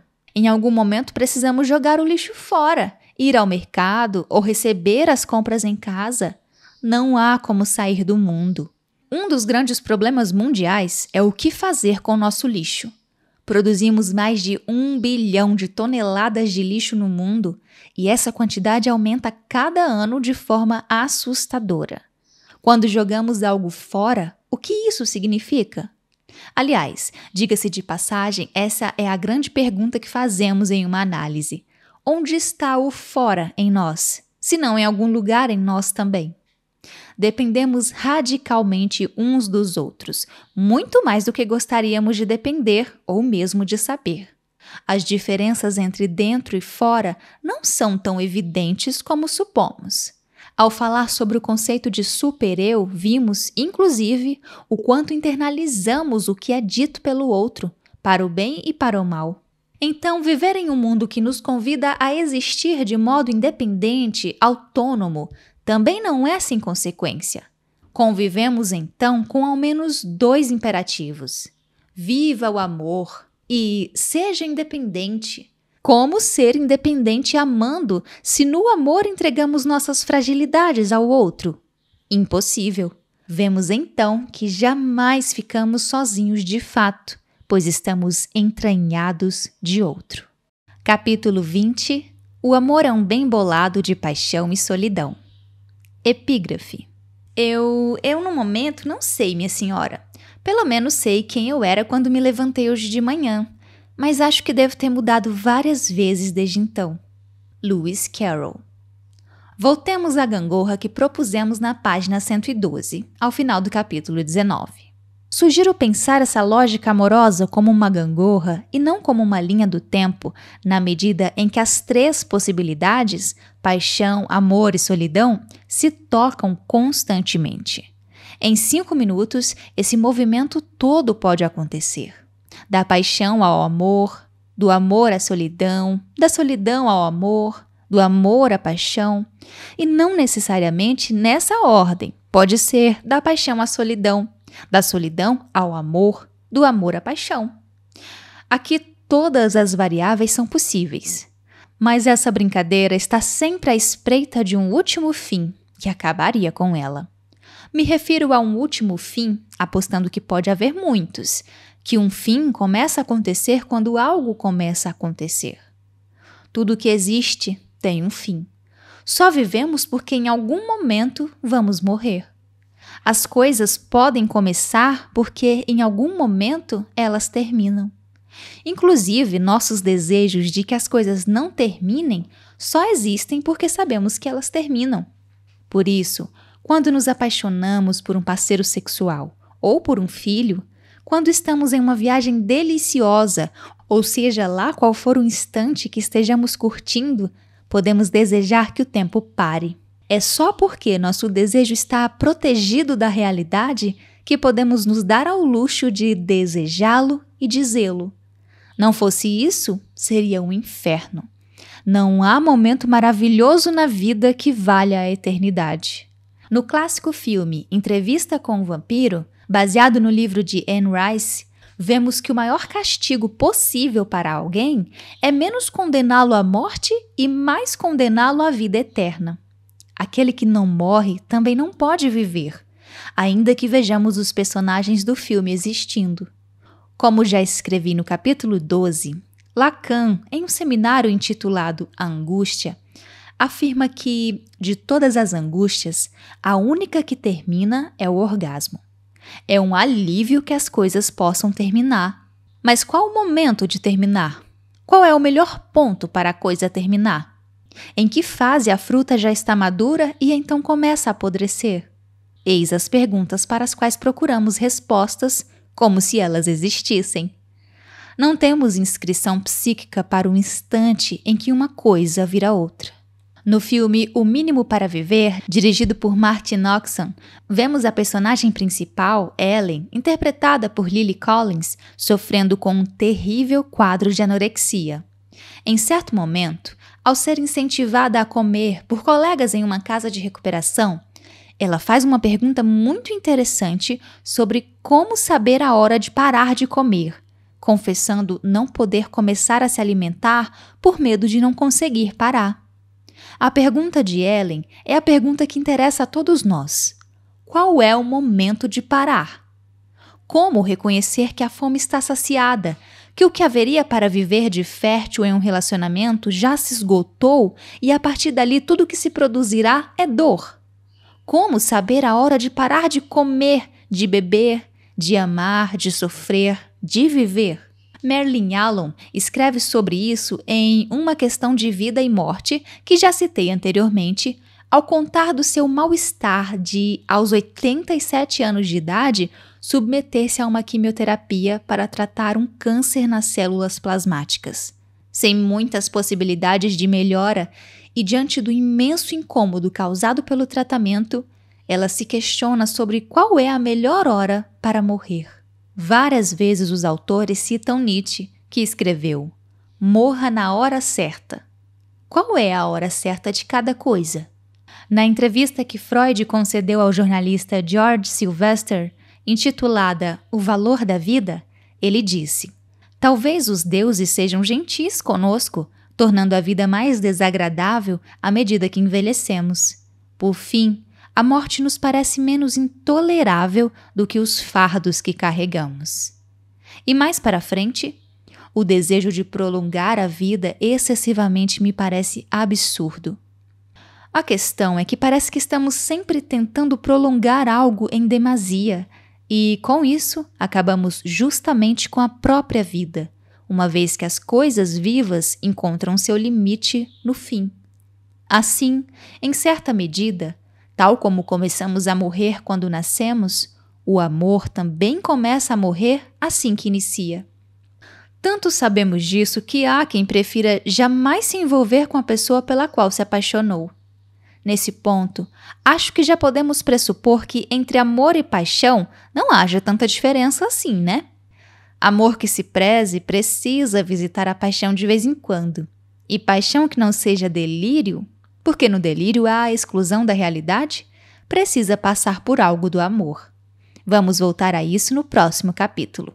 O que eu gostaria de destacar aqui é que, na ânsia de manter o amor supostamente vivo, há quem mantenha o objeto amoroso distante, única maneira de preservá-lo, já que as coisas se gastam. Sabe aquela louça chique que fica guardada para a ocasião especial que não chega? Há quem trate amor como coisa e, assim, não viva a experiência amorosa no laço com o outro propriamente dito, mas sozinho, em fantasia. É o que chamamos de amor platônico, uma fantasia amorosa que se preserva por uma distância. Talvez esse modo de viver o amor tenha alguma relação com o isolamento. Talvez esse modo de amar, por outro lado, preserve o que mais nos encanta no amor, a falta. Capítulo 21. O perigo do ciúme.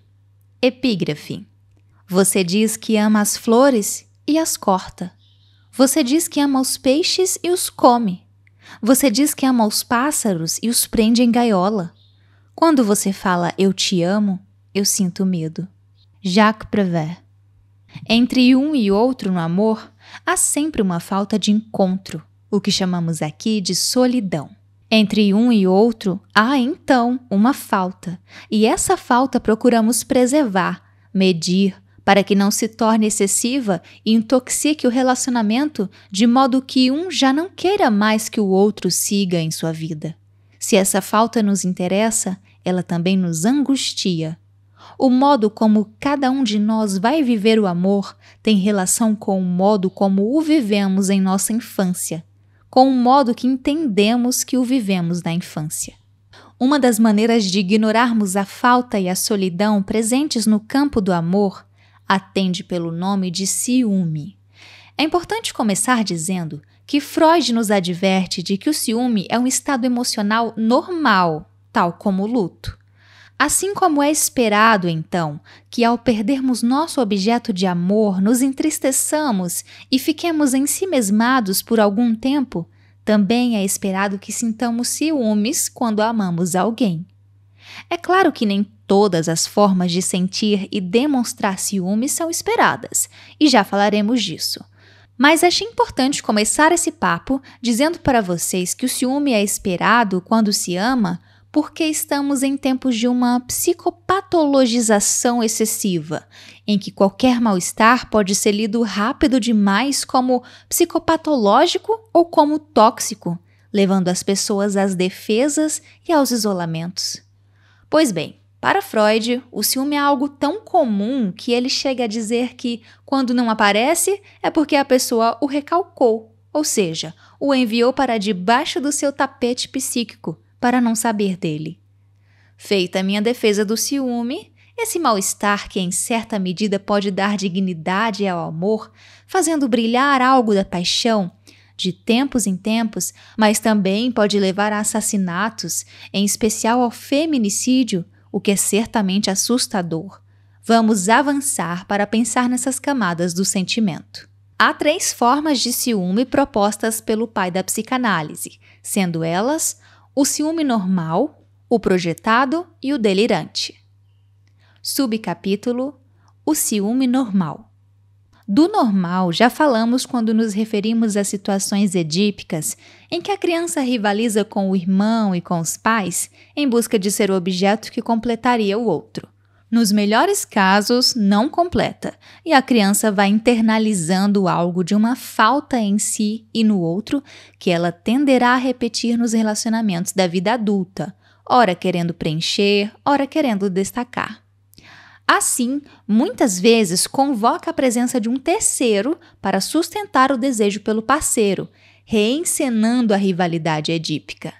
Como vimos, no amor é de 3 que se trata.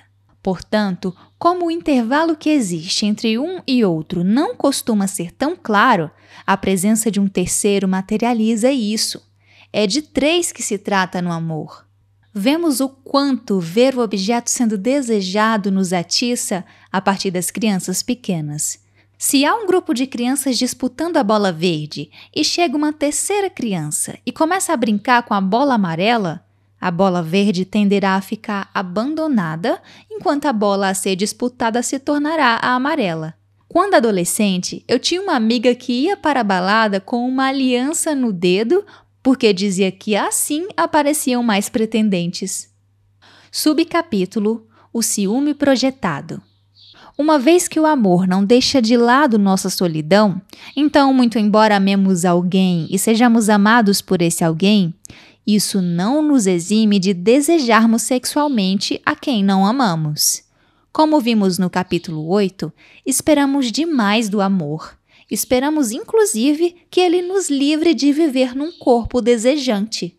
No entanto, como desejar sexualmente a quem não amamos pode trazer mal-estar, especialmente caso se trate de um relacionamento monogâmico, teremos que fazer renúncias ao nosso desejo ou pagar o preço de colocar algo em risco ou mesmo acabar com a confiança do outro. Há quem dê um modo de não saber disso.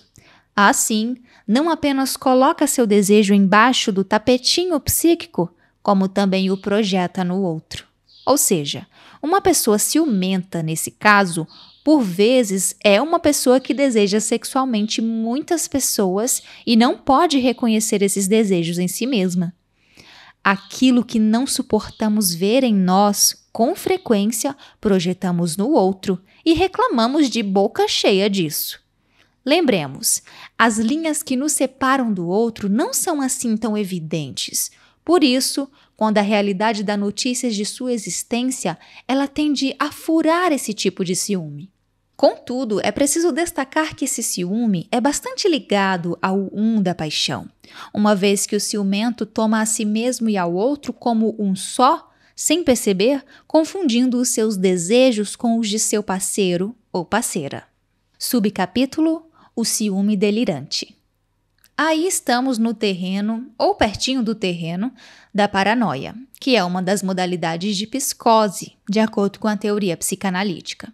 Diferentemente dos neuróticos, aos quais estamos nos referindo amplamente neste livro, que amam a falta, que se separaram, ao menos parcialmente, do outro, que podem acessar algo de sua solidão, nas psicoses falamos de alguém que não se separou psiquicamente do outro, que faz em seu psiquismo com esse outro. Quando eu me referia à vozinha que fica na nossa cabeça, chamada super-eu, por exemplo, falava dos neuróticos, que sabem que essa voz é resultado de seus próprios pensamentos, que inclusive duvida dela. Já na psicose, o sujeito pode escutar as vozes como vindas de fora, uma vez que entre ele e o outro não há separação psíquica. Aqui vou citar mais uma vez o filme Cisne Negro, em que a personagem Nina, encantada com a sua amiga Lily, não consegue reconhecer que é ela quem está apaixonada pela amiga. Faz com ela e entende que é a amiga que a está perseguindo. Nas cenas finais do filme, contém spoiler, em que supostamente aniquila Lily, o que Nina acaba por fazer é aniquilar a si mesma. Não por acaso o faz com um pedaço de espelho. Nas psicoses, o sujeito não chega ao refinamento de se diferenciar de sua imagem. Enquanto nas neuroses, as pessoas sabem que suas imagens não são tudo sobre elas, ainda que o império das imagens que a gente vive atualmente dificulte que saibamos disso. Nas psicoses, o sujeito não costuma chegar a essa sofisticação. Aqui abro um parêntese para dizer que há muitas maneiras de psicose, que falamos em psicoses, no plural, porque há vários modos de um psicótico se organizar psiquicamente e nunca vir a desencadear sua psicose, mas não entraremos na complexidade desse tema neste momento. Em uma cena desse filme, Nina tem uma relação sexual com Lily. Adormece, acorda atrasada para o balé e, ao chegar ao ensaio, pergunta à amiga por que ela não a acordou.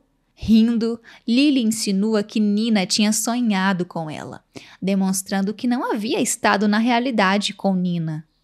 Essa divisão entre o mundo onírico e o da realidade vai se dissolvendo no desencadeamento psicótico. Lacan ensina isso ao afirmar que o inconsciente é muito exatamente a hipótese de que não sonhamos apenas quando dormimos. Se quisermos saber como funciona a psicose, basta pensarmos em como são os nossos sonhos. Neles, tudo pode acontecer. E, embora sejam uma criação nossa, não são feitos pela parte do eu que consegue controlar algumas coisas. O autor dos roteiros de nossos sonhos é o inconsciente, esse estrangeiro que ocupa tanto espaço em nós.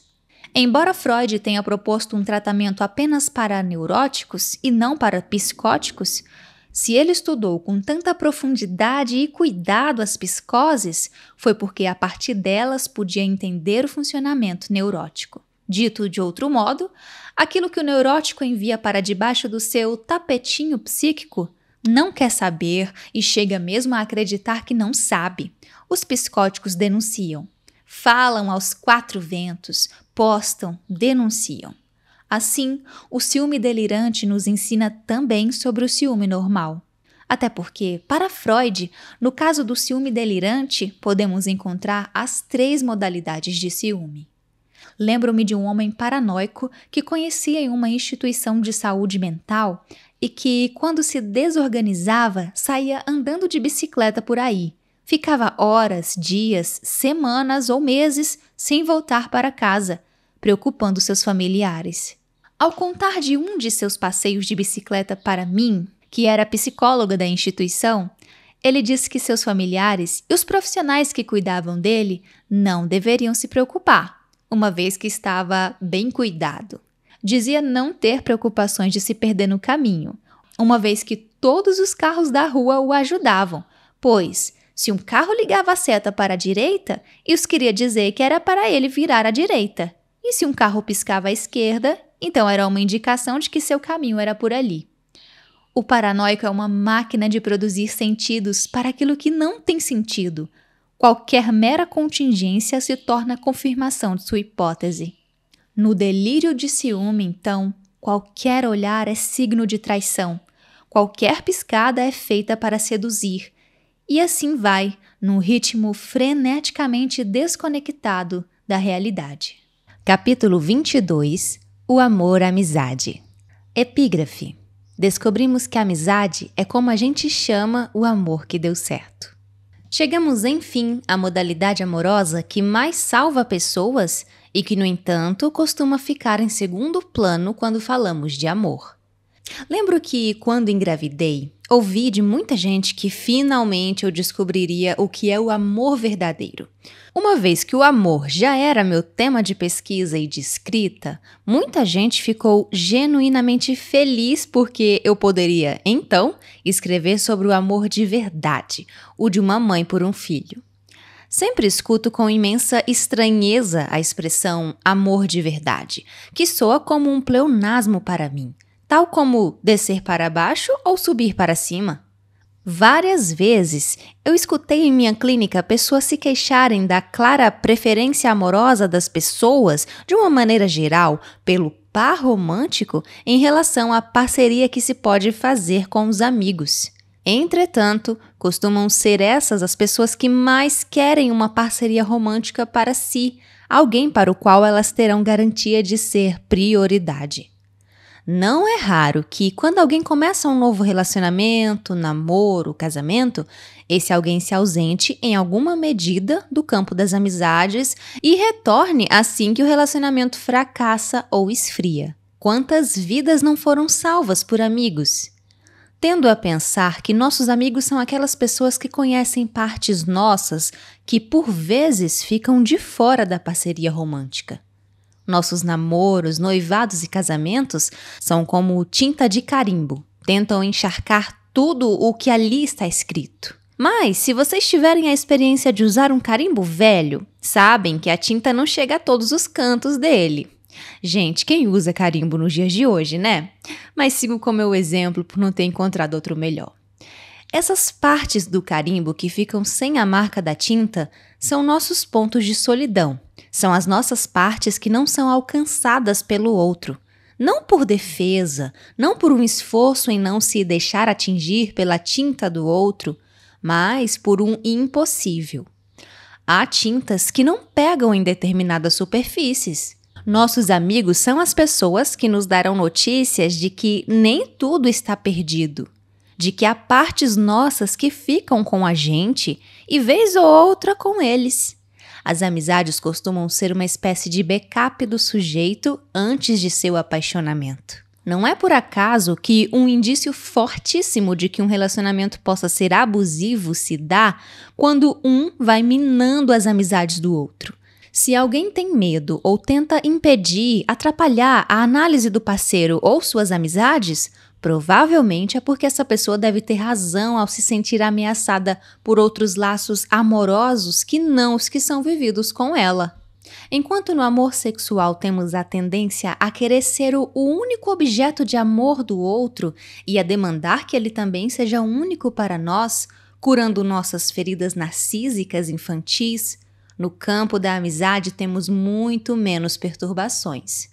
É verdade que há pessoas tão narcisicamente inseguras que têm ciúmes até dos amigos. Isso não é nada incomum, aliás. Mas a tendência da amizade é poder, mais do que dividir, espalhar o amor. Uma vez, então, que no campo do amor temos uma baixa tendência a fazer respeitando mais a solidão, ou seja, o 2 de cada um, por consequência, é mais fácil fazermos um 3 que tende mais para o 2 do que para o 1. Ou seja, é mais fácil fazermos uma solidão que tenda mais para o amor e menos para a paixão. Nesse sentido, podemos pensar que o estado mais digno do amor é a amizade. Por isso, podemos considerar que um amor que se preze contém todas as características da amizade. Mas não só, pois é preciso haver uma perturbação da paixão que tenda ao para que exista certo tesão, química, encontro sexual. No mais, cabe a nós cultivar nossas amizades, essas figuras que por vezes são as escadas de incêndio quando o prédio está pegando fogo, e não é sinal de juízo usar os elevadores da paixão.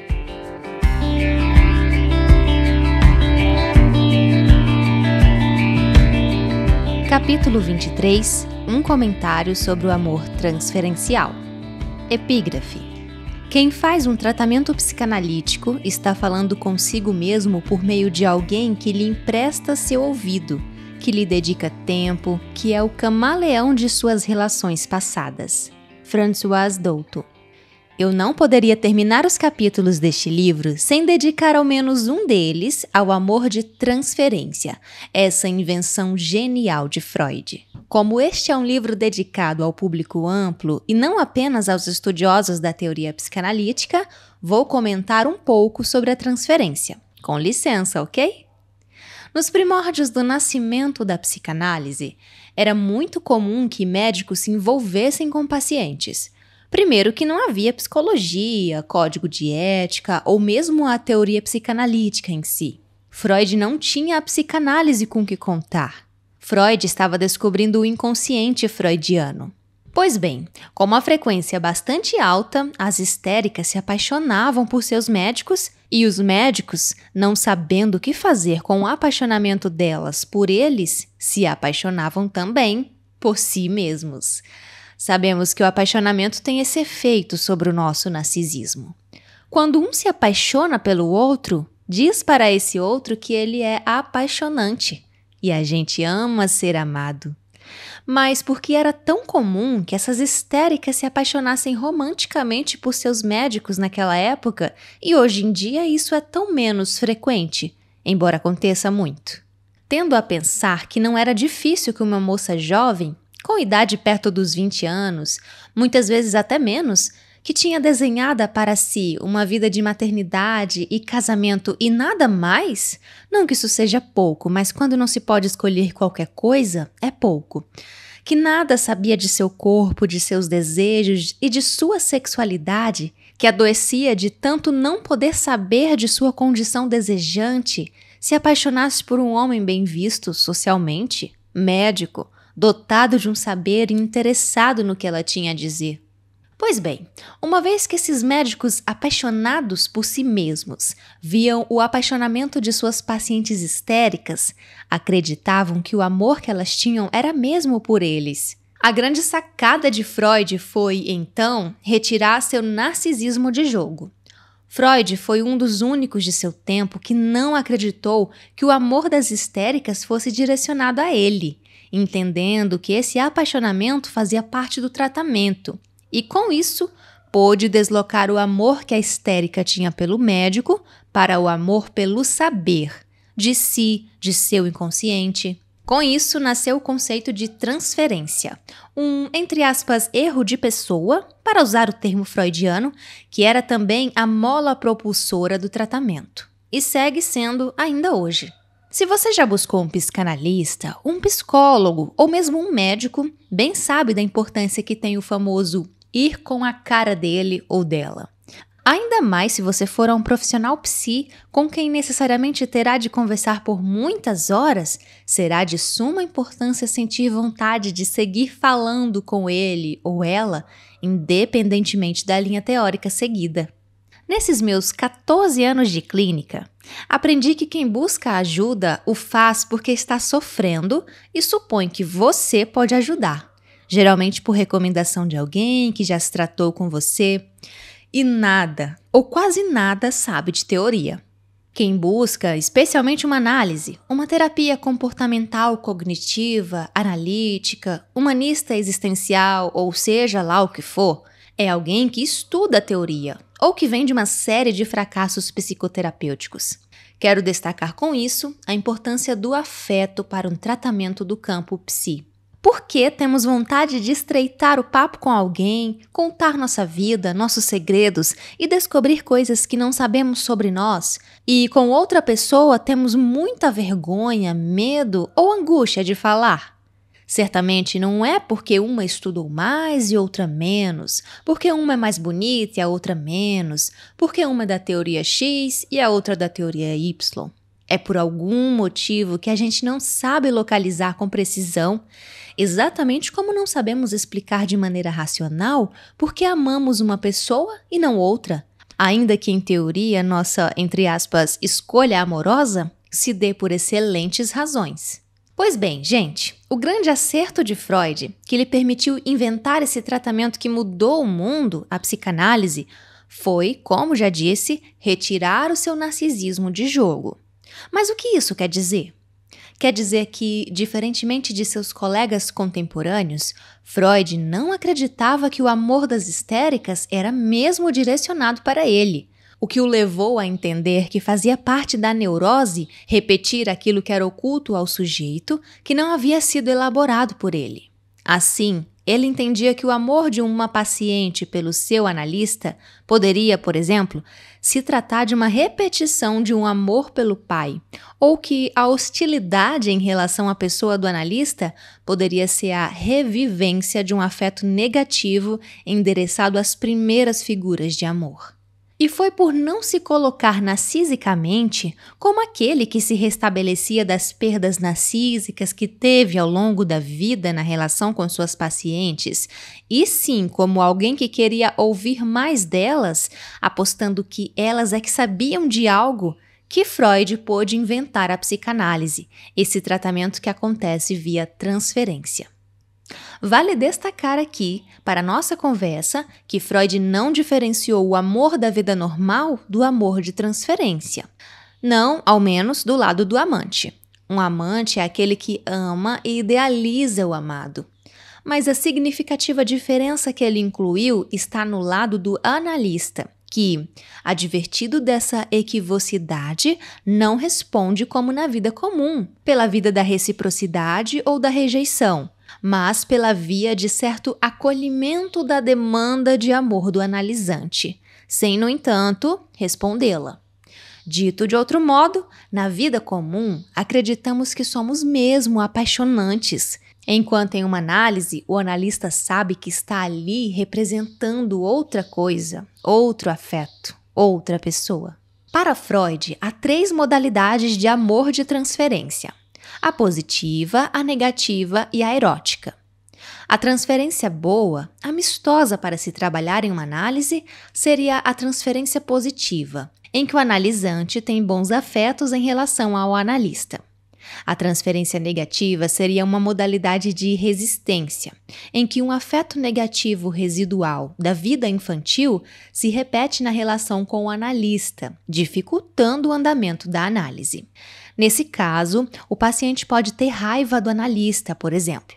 Por fim, a transferência erótica seria o apaixonamento do paciente pelo analista, que também andaria ao lado da transferência negativa, mas no sentido de ser excessivamente positiva.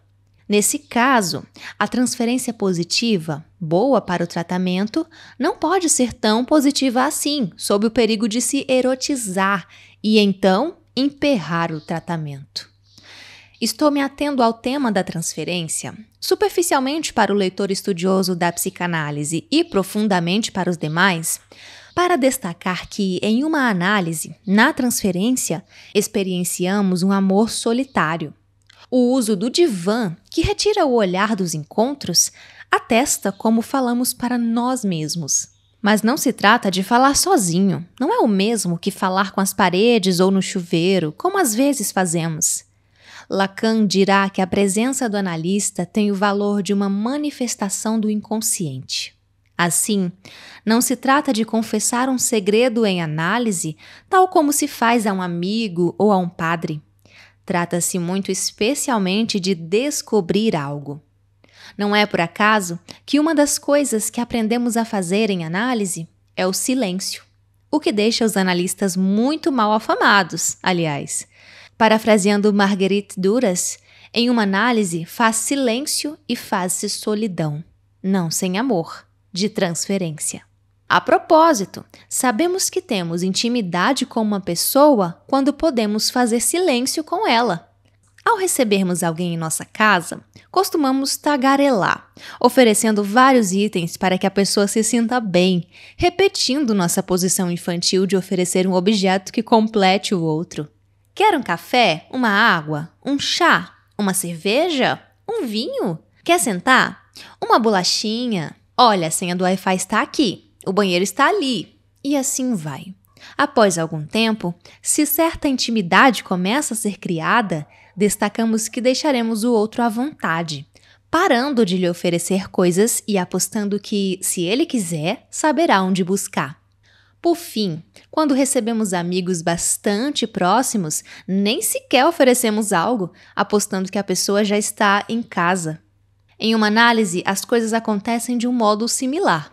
No início, o sujeito quer ser o paciente amado, quer melhorar para dar provas ao analista de que ele, o analista, é bom, se há transferência positiva. Por vezes fala em demasia, como se falar muito fosse sinal de muito trabalho. Aos poucos, o sujeito vai podendo falar menos, vai podendo respirar, vai podendo fazer silêncio.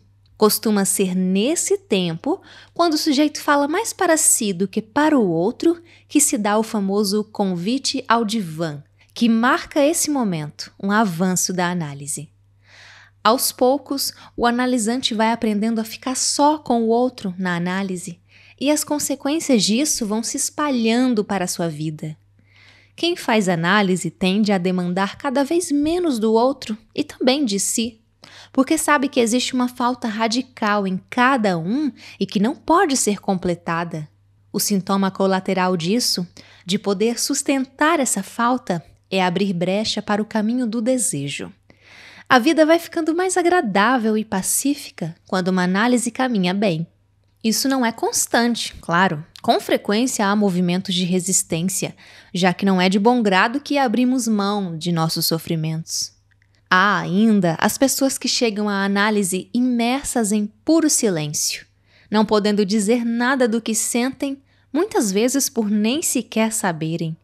É preciso dizer que uma das funções do analista é ajudar uma pessoa a falar, nesses casos. Claro que há muitos tipos de pessoas, tantos tipos quanto há pessoas no mundo.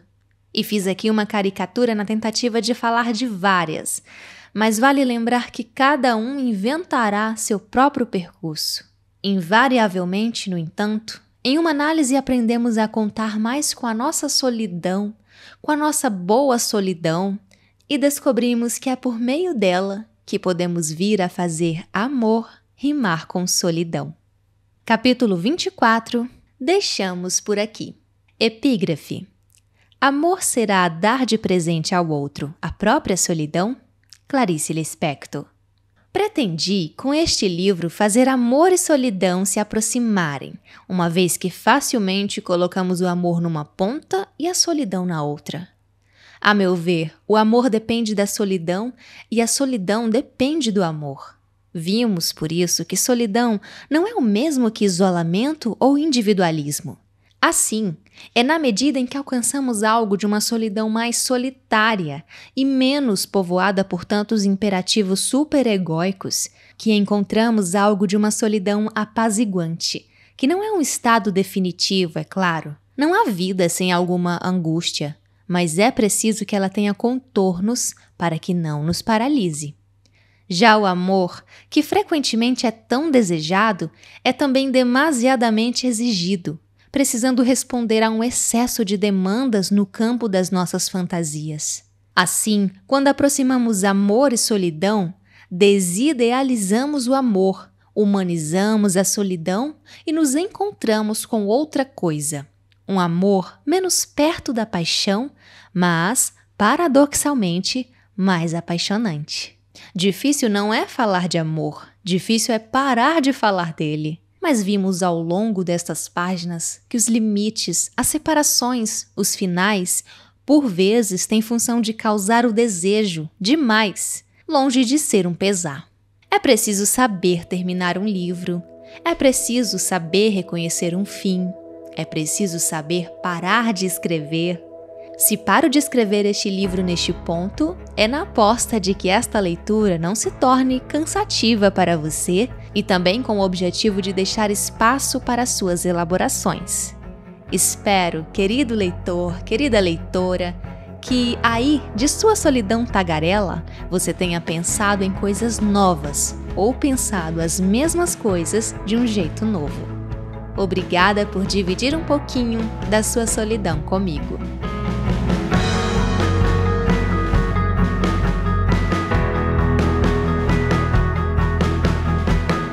E assim finalizamos a leitura do livro A Gente Mira no Amor e Acerta na Solidão, de Anna Sui. Obrigada por me acompanhar até aqui. Até a próxima!